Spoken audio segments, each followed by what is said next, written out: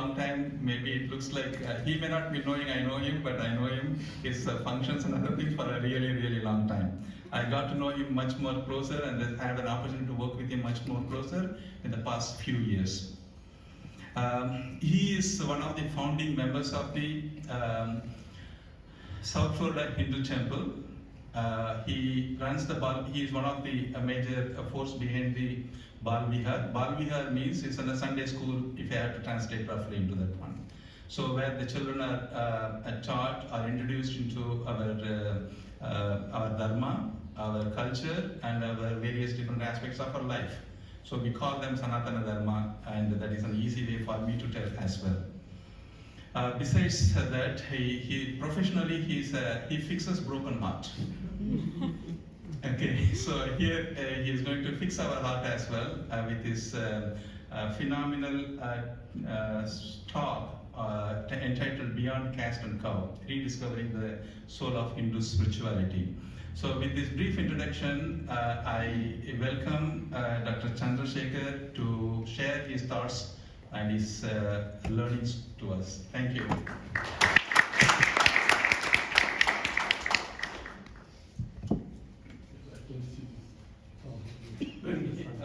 I can do that, no problem. They can give the remote. The mic, the other one, okay, right? From there I was able to I have. Oh.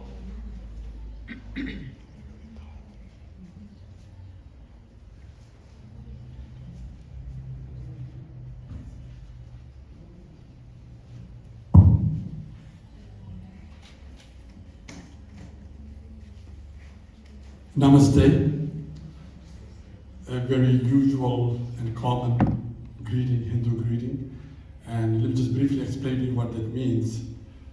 Namaste means divinity in you, and divinity in me is same, and I bow to the divinity in you. So I do bow divinity to all of you. Which is truly the essence of perhaps what I'm going to talk today. The underlying unity beneath superficial diversity. Before I start my talk, I also want to let you know that yesterday was Hindu New Year. That was particularly significant for me because I come from Kashmir. And our year, calendar year, was 5100. So for the last 5,100 years, in the northern part of India, Kashmir, this calendar is still being utilized. And yesterday was our New Year, so that's how old the culture is. Just want to give you, so I want to wish you also a Happy New Year, since it was our New Year. I give credit for titling the talk to Professor Poti, which I think was aptly thought about.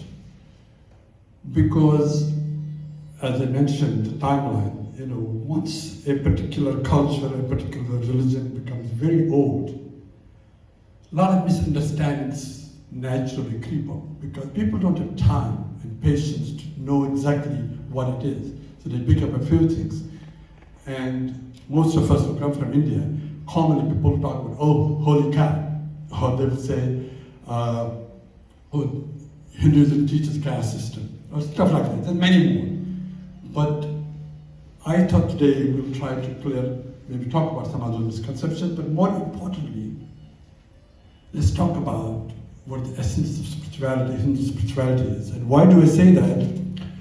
Because all belief systems in the world, all religions, all faiths, have actually two components. There's a spiritual component, and then there's a cultural component. Most of the people truly live that through the cultural component. And spirituality is sort of taken for granted.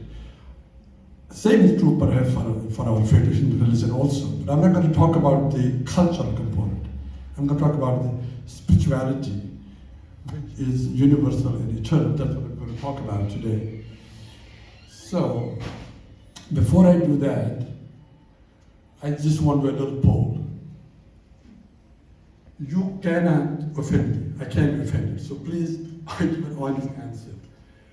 I just want to get a show of hands. How many believe Hindus believe reincarnation? Those who believe, please raise your hands.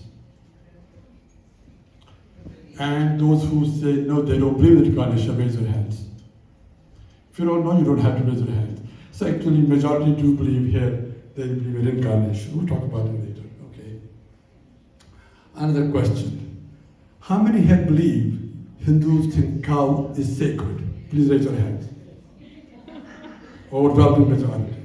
Holy cow, that's how people sometimes talk about it in a sort of, not even in a respectful way. But we'll talk about that too. Okay.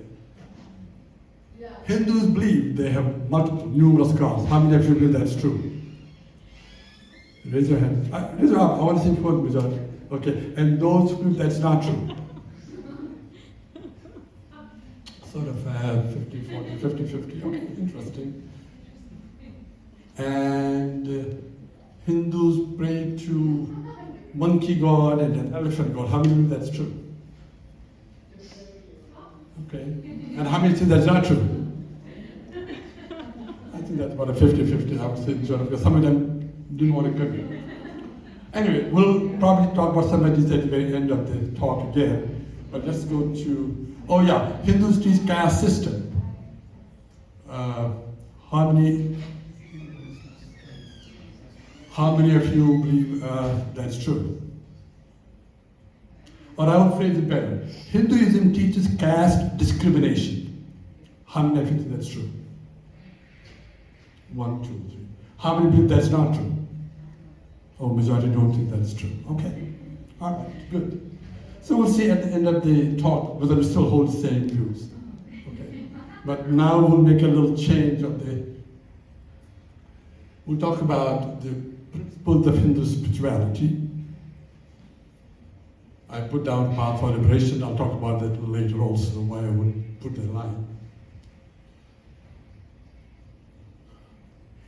I'm going to talk the fundamental spiritual principles and basic quest for the human mind from times immemorial.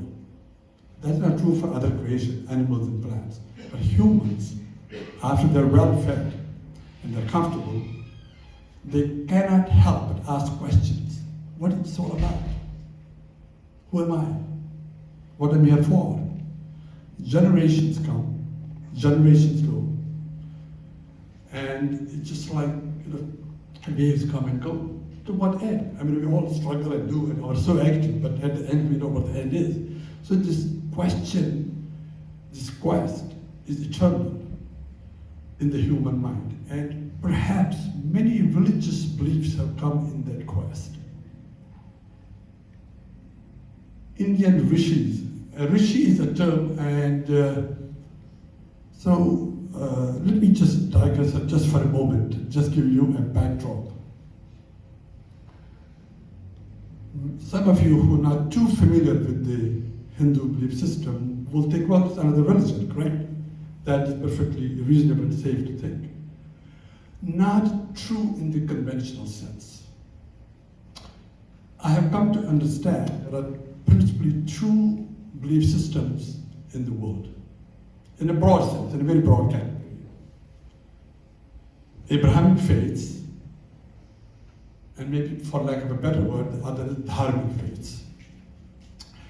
Abrahamic faith would be Judaism, Christianity, Islam. And dharmic faiths will be Hinduism, Jainism, Sikhism, anything that came in the eastern part. All of them teach things, noble things in life. Approaches might be different. In Abrahamic faiths, there's always a prophet or a son of a god or something holy, and then the revealed book, which is God's word. That cannot be changed. That's not open for discussion because that's God's word, and we have to follow that. So they're called doctrinal faiths. Compared to that, Eastern faith, which we talked about, they are called dharmic faiths. And there are no absolutes, yes and no, black and white. They want to follow a path of dharma. And I will, in a I explain that. But it's good to have that backdrop. So, but with that backdrop, when our old Indian rishis had this question, they said, before we try to figure out what is going on in this world, let me figure out about me. Who am I? And that's also a question. Well, we take it very quickly. We say, who am I? Me? What kind of question is that? Is it my body?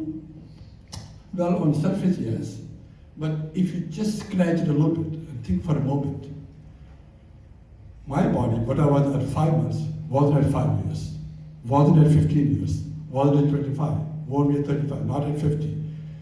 Physiologically also, your cells are constantly changing. Your body is not the same.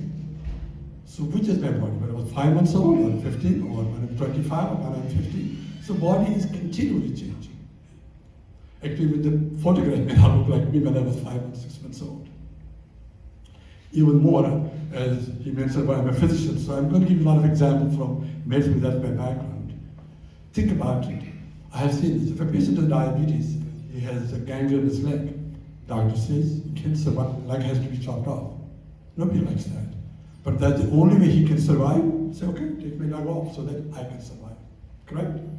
If other leg also gets bad, and we have seen that there are bilateral amputations, they lose both legs, poor people. And these days, the technology has advanced. If a patient has a bad heart, you can transplant the heart. You can transplant the kidney. You can transplant the eye. So, person, if I was that, I'm willing to exchange any part of my body so that I can live. Then who is that I? Not my body. I'm willing to exchange any part of my body. I mean, just logic. This is how ancient Indian rishis. What I'm going to talk is no beliefs. We will logically trace it, see what is truly the essence of Hinduism. Maybe that's a universal message for all of us. But we'll go to a very logical fashion. Now, if not my body, then what is it? My mind? Yeah, it's my mind, right? But what mind? My mind at 5 years wasn't the same as at 15, as at 25. My mind is constantly changing. Which mind? And then what is mind? Mind is nothing but a continuous series of thoughts. So we think our thoughts are our mind. But I'll tell you in a moment that's not true. How? If I pose a common question to you, you'll say, you know what? I'll think about it. I will think about it. Who will think? If mind is your thought, then who's going to do the thinking? So you clearly know there is somebody who is thinking. What's that? You know what that is? Your awareness, your consciousness. At the end, I am my consciousness, my awareness. If I lose my awareness, if they put me under anesthesia and I'm not conscious, they could burn my house, kill my family. Would I know? Would I care? I am my awareness. All I do is as long as I'm conscious. But it's not that I'm the only one conscious here. Everyone is conscious here. All humans are conscious. How about animals? They're conscious. A dog is conscious. My master, this is my house. He may not know that it's 2024 and it's man day, but he has some degree of consciousness, correct? Even a small amoeba, a little one-cell animal, knows there's a food particle, I'm going to grab it. More recently, look at COVID. That's like a minuscule form of life. And when we discovered the vaccines, it knows how to mutate to survive. Is that consciousness? It knows how to survive, how to fight that. So if you see in animal kingdom, consciousness is through entire kingdom. All the different degrees of consciousness, awareness. Look at the plants. If you get a plant in a dark room and keep one source of light and come back in 2 weeks, plant will turn to the light.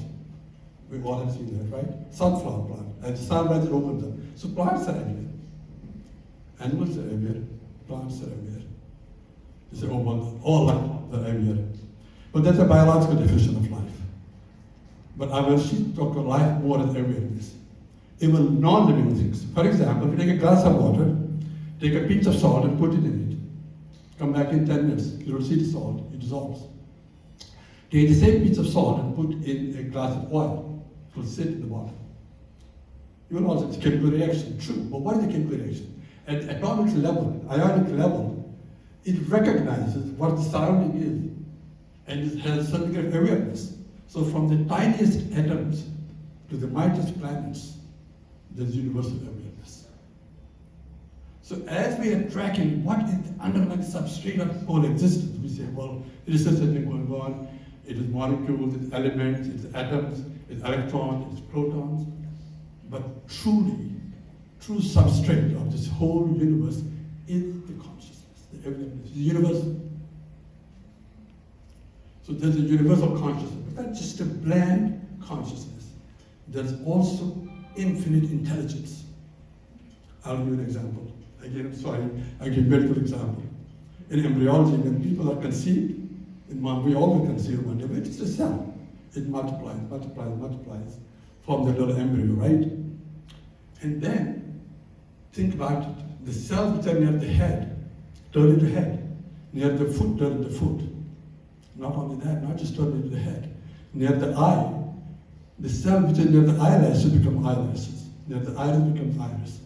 And in an embryo, the distance is microns apart. So cell, and these are called binary stem cells because they have the potential to become anything. You have heard stem cells used in medicine? I mean, the cells can become anything. So in an embryo, they're all stem cells. They can become anything they want to. But they know by the location what gene I should turn on and off. That's fact, talk about science. Look at the infinite intelligence in that one tiny cell. It's because of that intelligence we are here today intact. 9 months later, perfect baby is born. That's a miraculous thing. But that intelligence in the cell.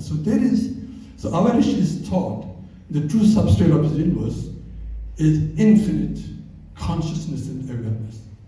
And everything is an expression of it. Now, what is that? What's consciousness? Well, the closest example, like a mind, right? I have a mind.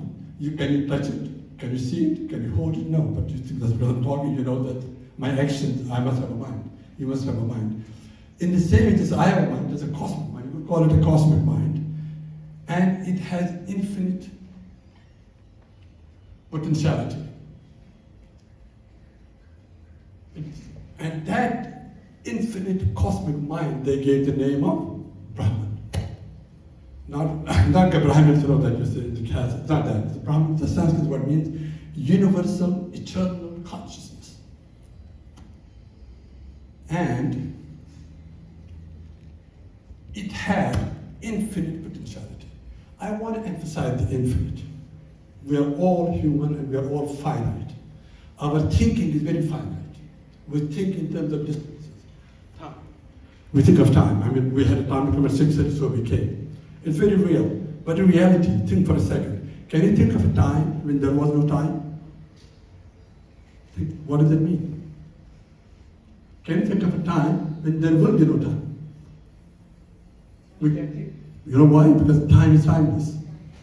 We mark different events and call it time, but otherwise time is timeless.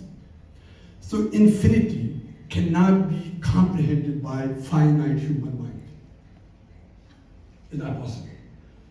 So the universal mind, that Brahman, has infinite potentiality to express in infinite forms. No limits. It has infinite intelligence. I'm using infinite over and over to tell you that none of us can ever comprehend how infinite that is, because we can't comprehend what infinity is. And if you think about it, we are on this planet, right? There's relatively a small planet in our galaxy. Other Jupiter and Mars are much bigger. The Sun is much bigger.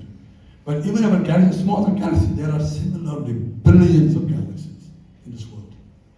In those billions of galaxies, we are on this little blue dot Earth. And I'm going to try to figure out how this whole thing happens. So like an ant out there trying to figure out what's happening here. No matter how hard that ant tries, can you figure out? No. It's not possible through logical analysis to comprehend this. We can only experience it.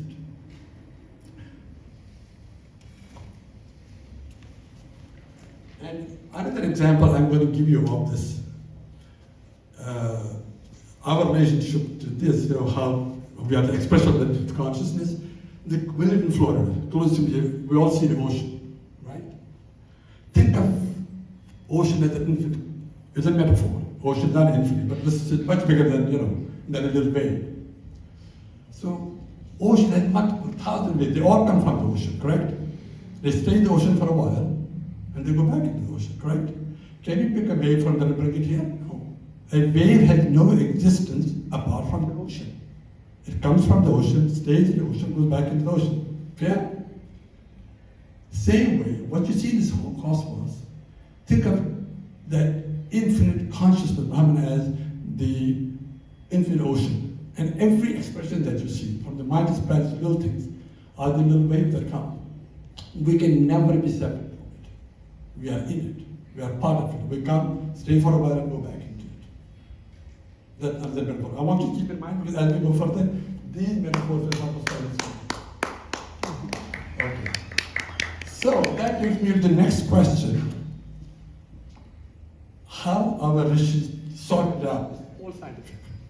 And it has never been said like that before, because think about it. India was ruled for about 800 years. Why would a foreign invader want to look into this? Whatever the superficial thought they presented, they wrote the books, books from the West. They will never tell you this. They will tell you gods and goddesses and caste, but they won't tell you. Other thing from the same before is concept of creator. We talked about this infinite consciousness is the creator, and what you see manifest is creation. So it's like an architect. An architect thought of this Miami-Dade campus one day, but there was nothing physical. But it was in his mind, and then it took a physical form. So unmanifest, infinite consciousness is the Brahman, and what you see in this world is creation is manifest.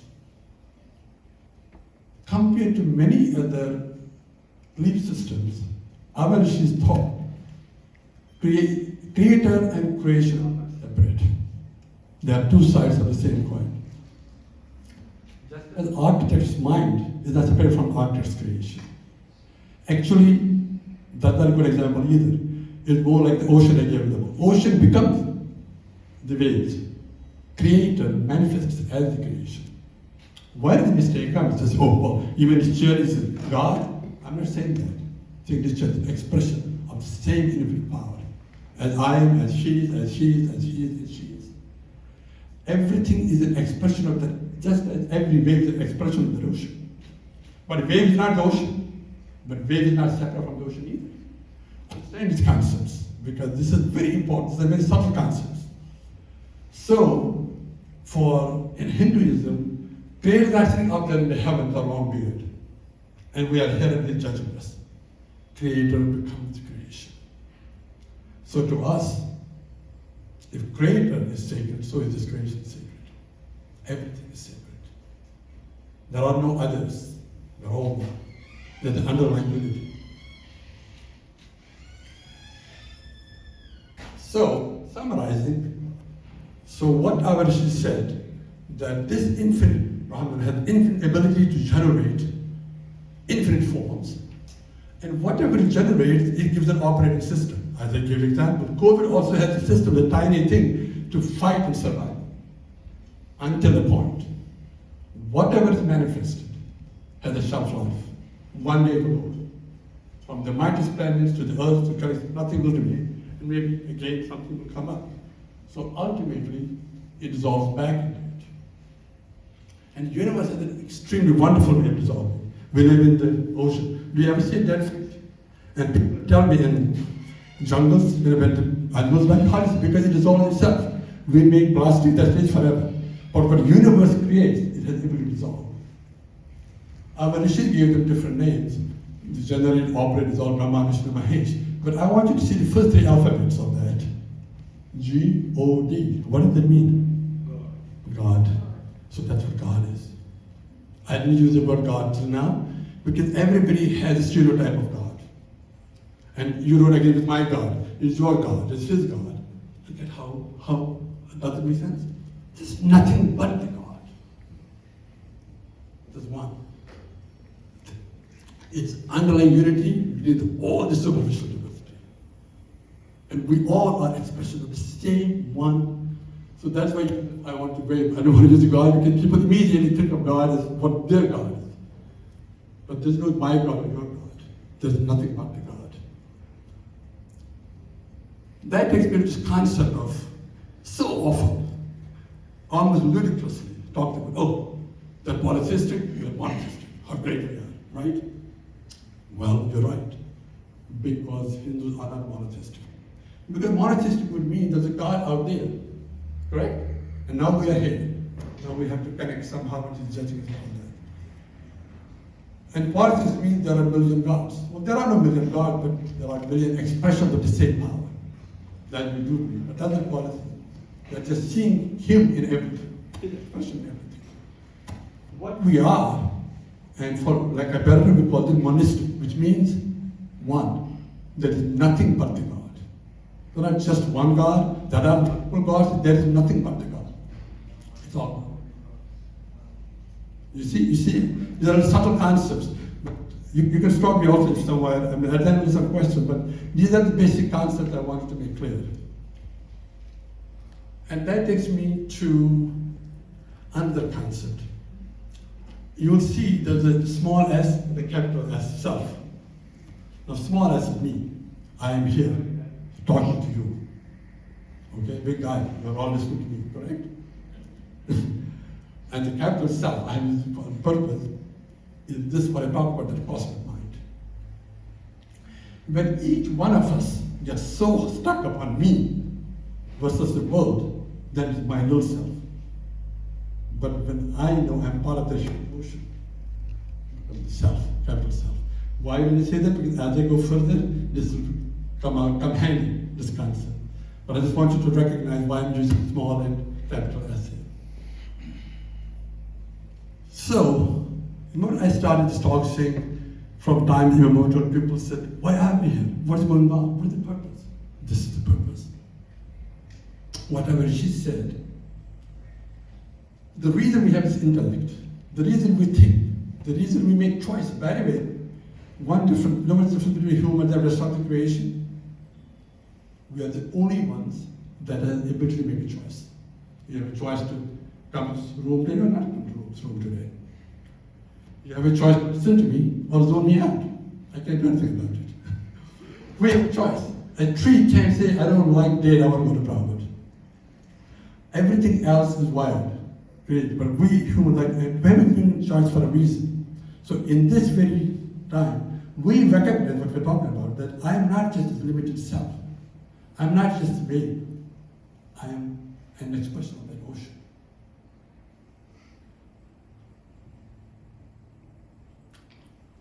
I want to give a little story to help see why that might be important. That concept is so important. Many years ago, I was listening to a show, on TV show, and it was a Nightline used to be done called, some of you are old like me would have seen that. And he gave an interview, and there was a talk about this professor at Georgetown University who had a disease called amyotrophic lateral sclerosis, horrible disease. The one who wrote the time, what's the name? The gentleman? Yeah, Shorty, yeah. Hawkins? Hawkins, yeah. He had the same problem. It paralyzes you from top to bottom, but your mind is clear. So this guy was progressively getting paralyzed, but clear mind. Very miserable state to be in, correct? And there was a journalist called me to elbow, and he heard about it. I want to talk to this guy. What keeps him in good spirits? And he said, can I interview? He said, yeah, come on Tuesday. His name was Professor Morris. He talked to him on Tuesday, and he wrote a book, Tuesday with Morris. That became, by the way, a bestseller. Some of you might have heard about it. I only have one instance. He asked him, Professor Morris, you are in this terrible shape. Why are you, how come you're so happy? I want to know. He said, I'll give you a metaphor.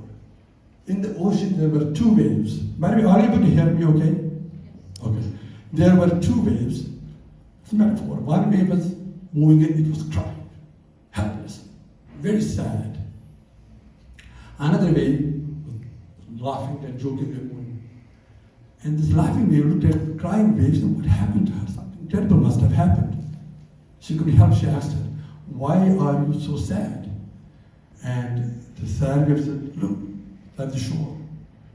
It's only a couple of miles away. The moment I hit the shore, I'll be broken to a million pieces. I'll be done. What am I going to laugh about, happy about? And the crying wave paused and looked at the laughing wave, said, by the way, do you see you're also facing the same way? You're going to be done. What are you laughing about? Don't you see it? It'll be done. The laughing wave said, no, because I'm not the wave, I'm the ocean dancing. So it's a perspective. When you think you are the little self, you die. When you think you're the part of cosmic self, you just exchange, you just coming and going. This is the whole phenomenon. It's like we have the trees here. Leaves fall in the, well, here they don't fall in the autumn up north. So, if you're a leaf, you die every season. If you're the tree, you're season after season. It's how you identify with.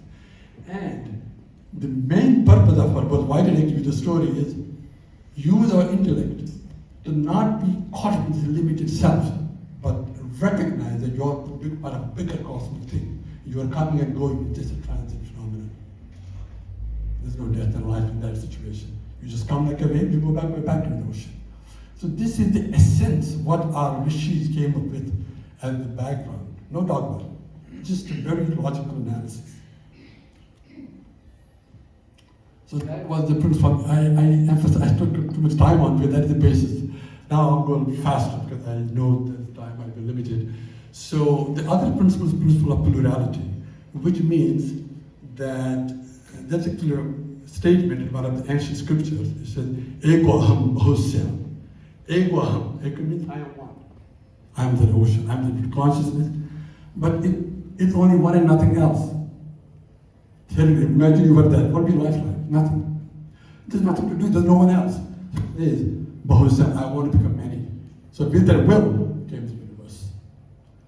So the rishis said that because of the spiritual plurality, there can be one truth, but you can look at it in many different ways. You're all sitting here and you're looking at it. This is your view. This is my view. This is also truth. That's also truth. Depends on the perspective. You come from a plane, you're going down. On top, you see the hills and mountains. First, the mountain, then you go down, see cars, then people. What you say up there is also truth. What you saw down is also truth. So there are different dimensions depending on your view. So it's very important to understand, like I said, my view on the highway. You cannot be fanatic. You have to have an open mind because that may be your view, but that cannot be total because truth is infinite. There are many aspects of truth. Open your heart, open your mind. Same way, there are one goal, many paths. Now we are 20, 40 people here. None of us took the same route. Was any one of us wrong? No, because our goal was the same. Our rishis said that if the ultimate goal is to realize their oneness, people will take many paths. Don't call them wrong. So there's a verse which is, I want to, you even have never heard of it, it's from Rediscovering. It says, Ekam Satya Vipra Bahuda Vadanti. There's only one truth. But people may approach the different paths. Because of that, Hindus have never gone proselytizing or converting people. Because they say if Mr. X born there in that kind of culture, that faith, he still can, if his goal is right, he will get there. What matters is where you are going, not what path you take. So Hindus don't go out sending missionaries or converting people, telling them you're going to go to hell and you're going to go to heaven. You will never see that.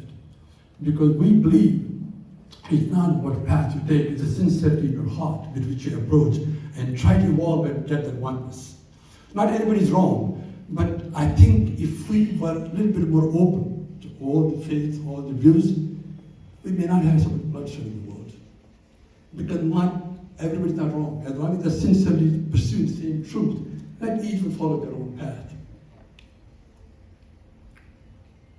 So the same thing, I'm not going to go into that.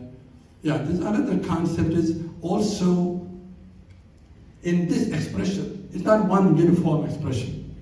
So our rishis realized that not all people will be born with exactly the same looks or same skill. That's not happening. We're all different looking, but not only physically. Our minds are different, our skills are different. I may be a doctor, he told me, you can fix broken hearts, but I can't even try a nail in the wall. I'm not good at that.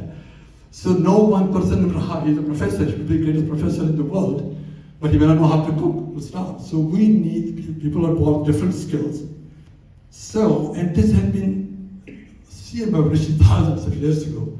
And later on, in Plan to the Public, he talked about that. He said that in a real successful society, you will have a division of labor. That's only the economy will go. That's how things will happen because that's based on people's natural aptitudes. You're born with it and let you pursue them. So this was mentioned by our rishis, and they call it varna, which means people will have different aptitudes and they will pursue those paths. And that's the right path for them. Don't force them. Don't force your child. He wants to be a computer guy. Oh no. You have to become a doctor. He may not be happy. So because that's his natural skill. And this is something that was misunderstood and misrepresented by the people. Because, well, partly, I mean, be truthful about it, this takes the concept of caste system. So, our Rishi said that in any society there will be four kinds of people.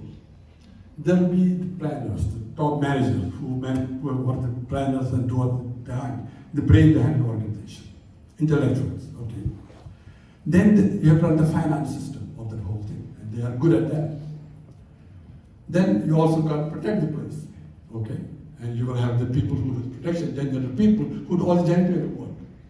So this happens in every company, every society, anywhere in the world. This is recognized by Plato also. There are division of labor. And you became that. They call the Brahman, Kshatriya, Vaishya, not because you were born to a particular caste, but not by your birth, by your worth. That's the original concept. We didn't know what caste is. Portuguese came in, they ruled it, they said, oh, they have caste system. As if cast in stone. No, it's not cast in stone. It was that you follow basically what your attitude is. But unfortunately, over periods, if someone's a carpenter, what's the son to be a carpenter? Daughter was son to be a doctor. So they started separating and then they started discriminating each other. Has there been caste discrimination? Yes. But is it taught by the Hindu faith? No. Actually, the fundamental teaching of Hinduism, there's a term called Vasudhaiva Kutumbakam, which means the entire world is one family, which is what I talked about, we're all expression of the same thing. So it had never been taught there should be any kind of discrimination. Yet that is highlighted so much, again, by the Western writers, because they had to understand what the basic thing was. I'll talk a little bit more about that when we go to the end. Okay, principle of karma. Everybody knows karma. Oh my God, this is my karma. Right? That's the most popular one. Well, it's a very simple thing. Karma, something, karma, I didn't pass the exam. No. Karma means every action will have a consequence. You cannot ever do an action and hope that it won't have a consequence. And that also applies to your thoughts. You might say, well, who knows? I can think about what I want to think, right? No. When you start thinking something, I tell this to kids sometimes, over and over again, oh yeah, I wonder how would that beer taste like. I wonder. One day you're going to taste it. Because you thought so much about it, correct? Yes. And then you taste one time, then you start doing more. So if you start thinking about something, that leads to action. Thought leads to action. You do the action more often, it becomes a habit. And whatever is a habit, determines your character. And your character is your destiny. So your thoughts determine your destiny. So that also has a consequence. So that is the principle of karma. And here there's a catch to get out this karmic cycle is if you become identified with your limited self, then you versus the world. Whole world is against you. You will be yourself angry. But if you think I'm part of the cosmic unfolding, then whatever time, whatever place, whatever situation you are in, you say, what's my best role here? And you do it. So, if you identify with your limited self, all you will have is pain and pleasure in life. Pain or alternating. But if you dedicate to that ultimate cosmic self, that is salvation. So that is about karma. What is principle of dharma? Now, dharma is, there's no equivalent word in English. Because this concept quite applies here. Dharma is what is your most righteous choice in a circumstance. We were taught by Abraham Fair's in Job of 10 Commandments are beautiful commandments. Who can disagree with thou shalt not lie, right? Thou shalt not kill. Very noble thing. How can society live on it? But Rishi said those are good, but not absolute. I'll give you an example. What if I'm lying in my home, sleeping in the middle of the night, and suddenly there's a big noise. I wake up, I see a burglar pointing a gun to my family. I don't carry my weapon. Let's say I was carrying a pistol loaded under my pillow. What should I do? Thou shalt not kill. My God, I don't want to go to heaven. But would I let him kill my family? Or not? Yes. People tell me, no, shoot him, save the family. But the moment I pick up the pistol, this man gets so nervous, he drops his pistol, starts running away. I'm mad as hell. So I still go back and shoot him from behind. In both cases, I shot him, correct? In the first time, when I did it, I didn't even know him. I wasn't angry at him. I wasn't hateful. I was saying my family. I had to do it. That was dharma. The next time I went and shot him, that was not dharma. But I didn't have to. I was just satisfying my anger, my revenge, my hatred. So I give you an example to understand the subtlety of dharma. Dharma is the righteous choice under the circumstances. And you know that. How do you know what's the righteous? You know it in your conscience. I can fool the whole world. I can fool me. When I go to bed, I know exactly what I did, why I did it, what made me do it. Any choice that you make based on anger, jealousy, hatred, fear is not the right choice. It must be for restoring righteousness, and that's what dharma is. I can't give it exact English word for it. Righteousness. And why am I saying that? Because it's a harmony system. It's trying to create harmony. Because that's how the universe works. I'm sorry, because we are talking medical examples. In our body, there's a thing called homeostasis, which means your body. We are here only because our body is continually trying to restore the balance. We don't realize it, but it's doing it. That's how we survive. I'm not going to bore you with the whole thing. I'm going to give 10 examples to tell you how beautiful the homeostasis is in our body. We put in the time. But same with ecology. A little example. The oxygen that we breathe is 21% concentration. It's 21% today. It was say 100 years ago, say 1,000 years ago, say 5,000 years ago. That's how life survives. Imagine, can I have an open system and maintain the same concentration? Impossible. But the universe maintains the 21% concentration all the time. This is ecology. So in ecology, there's a balance. Things we think are bad, many years ago there was a tsunami in the Indian Ocean. I think about 100,000 people died. I later read that if that wouldn't have happened and it would not have burst there, the whole earth could have exploded. Simply would have. So some of the things are horrible. Hurricanes are sometimes meant for ecological balance. Yes, there's some laws for a greater gain. But the universe also continues trying to maintain ecological balance. So since that's how the universe is, we have dharma is to maintain always harmony and righteousness. In whatever way you can create worse thing for that. Now then, other principle of love. I want to talk a little bit about it, because love is such a popular word. Everyone was in love, right? But love is the most misunderstood term in the world. I'll tell you how. Some of you might like chicken, I don't know. If you say nice piece of Kentucky Fried Chicken, what do? Oh, I love this chicken. You take it, serve it, and throw the bone away. Do you really love the chicken? No. Then you would not treat it like that. You love the taste of the chicken. You love the chicken, but we use love very loosely. Love is the most abused term in the world. For our liking, we call it love, but that's not love. So let's not confuse love for liking. Liking is different, and love is different. And love is the most powerful force in the universe. Most powerful. Even trafficking is a form of love. Putting it all together. I won't go into that. But true love is not what I can get here, what I can do, because, and you know how that's possible only? That's only possible when you recognize the underlying unity. When I know you and me are one, then my compassion naturally will come from you. Because you are me at the end of the day. But one and you are different, you look at me the wrong way, I want to kill you. I'm so mad at you. It is that limited stuff that we have that brings all the hatred. Only those people, the best example of true love I'll give you in Christianity is Christ. Here's a man in his 30s, they put him on a cross, they put nails in him. Imagine, any one of us, and you know what he says? Forgive them, for they don't know what they're doing. He even has compassion for those people, because he knows that at the end they are me and I am them. What I just told you earlier, that we are part of this bigger thing. There's a term in Sanskrit called Aham Brahmasmi. I am that. And what did Christ say? Me and my Father one. Once you recognize, actually if you look at people in most faiths, underlying spirituality is not a conflict. It's how people misinterpret them and then use that for purpose, unfortunately. So, but true love, that's true love. Okay? Not what we say when we like, I love chicken. Laughing. And that takes us to the concept of non-violence. Yes, Indians have all along emphasized Hindu culture non-violence. And some, how is it possible? I just give an example, the burglar come, the burglar shooting, right? Well, then I did violence, correct? Again, a misunderstood term. Violence is not only physical violence. Violence can be done emotionally. I can emotionally talk to somebody.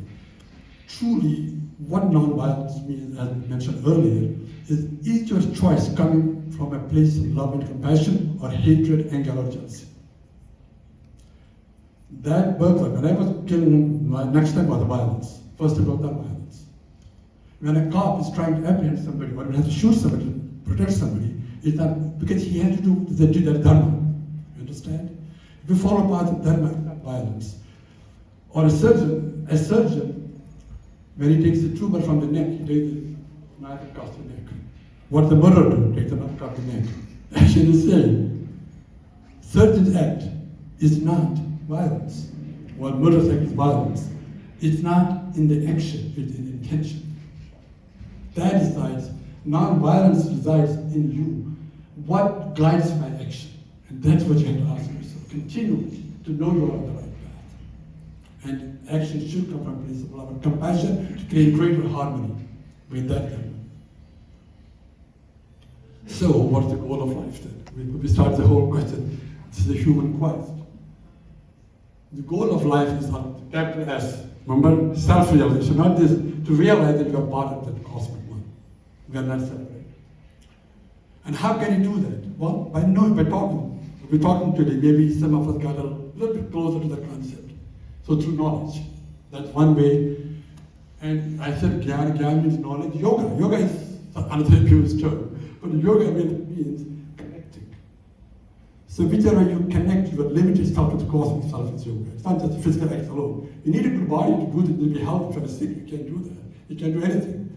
But that's just the beginning. And is to evolve yourself, your consciousness, you become part of a cosmic consciousness. Know that you are not separate, you are part of an expression of it. And it's easy to talk about it, but it's a path to get into that state of mind.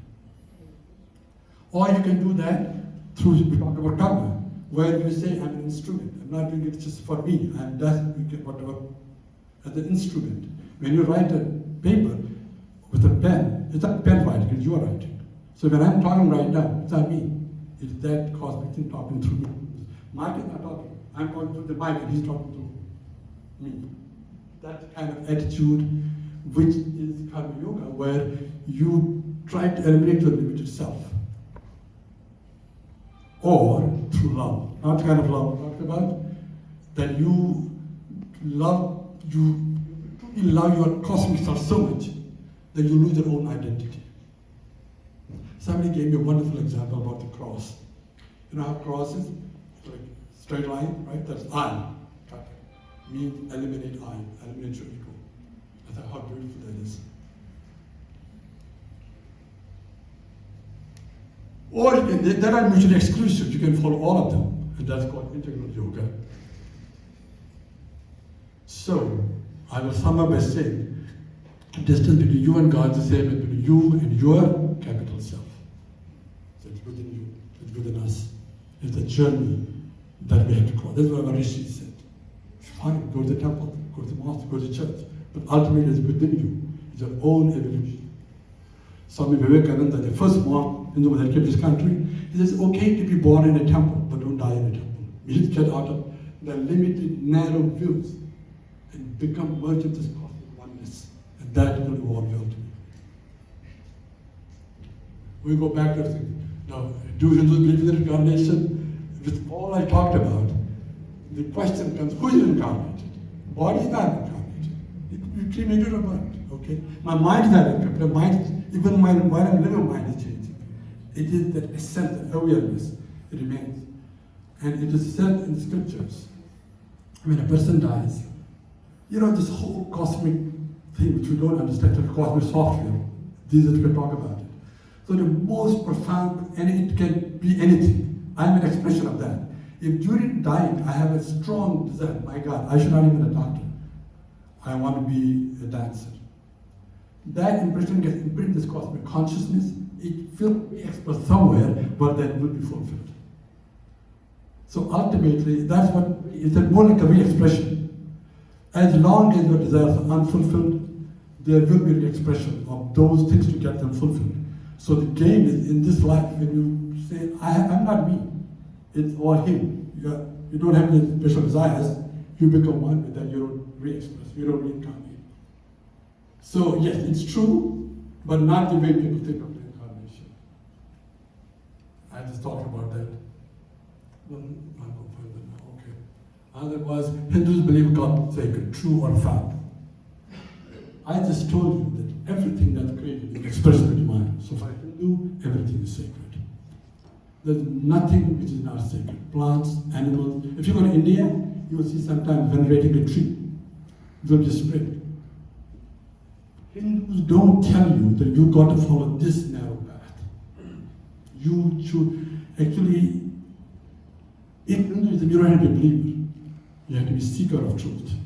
Hindus are seekers, not believers. Because when you believe, my belief then is against your belief. We become enemies. How do I prove my belief is the right first belief? Either you follow my book or follow your book, and if you don't agree, then we have a fight. There's no other choice.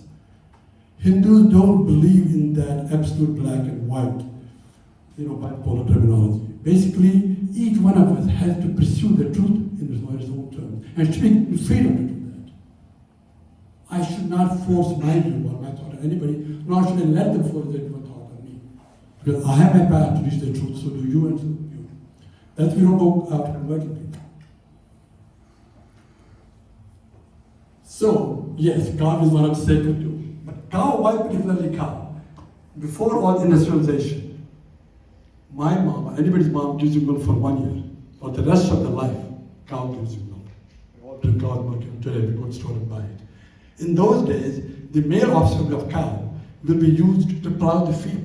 And agriculture was the main economy. So the offspring plowed the field, helped your economy, cow gave you milk, and cow was almost a helpless creature. Would you want to kill it in return? What kind of humans we would be? So that was the respect for this creature, which was helpless. But it's not within God is God. Nothing by itself is God. But everything is an expression of God. So by correlation is sacred. And now people make fun of us. Oh, holy cow. We don't mind because we don't care. Because we know that we are fortunate to inherit a heritage and a culture which one day world will understand and will bring people together. Nobody has to remain, but understand the fundamental principles of life. And that's what Hinduism is.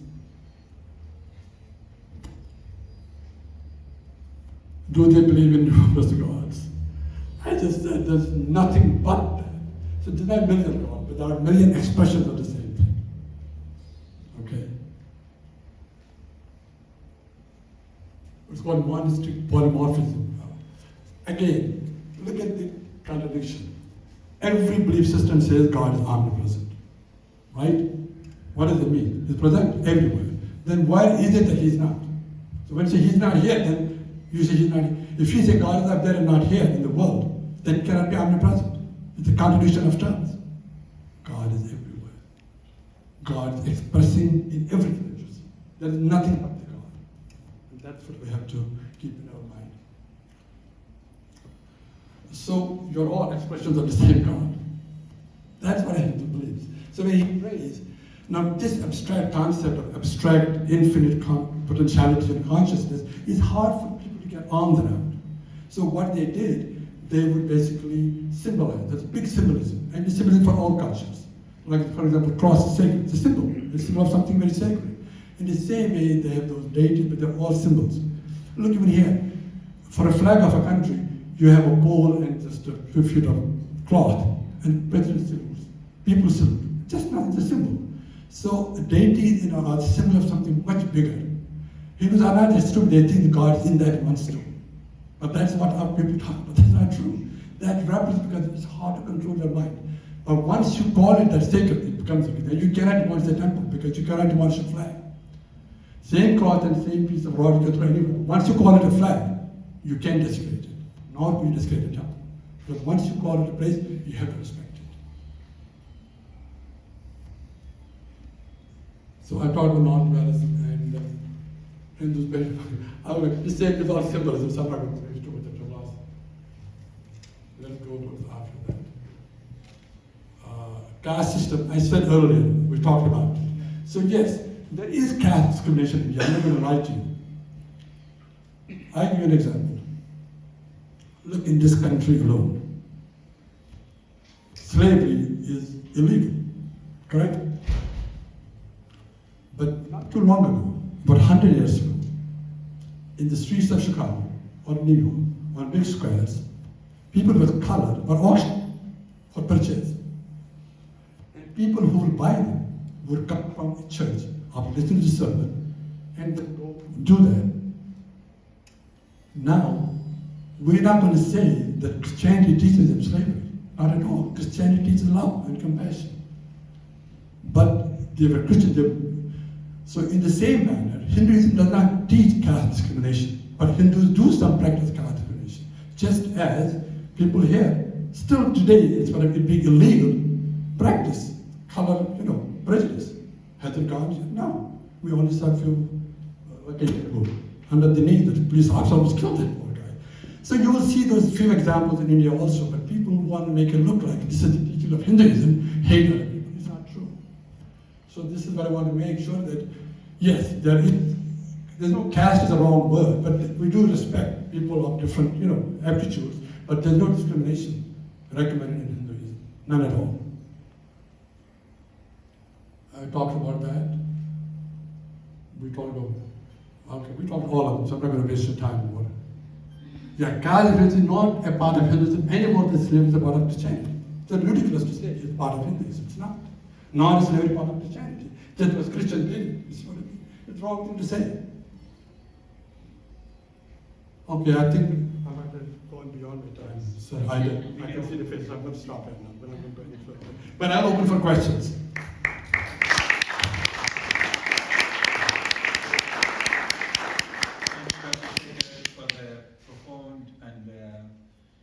Very impactful introduction to Sanatana Dharma. Do you have some time for questions? Yes, we have the questions. So please, the discussion is open for I like this. Yeah. Nobody will offend.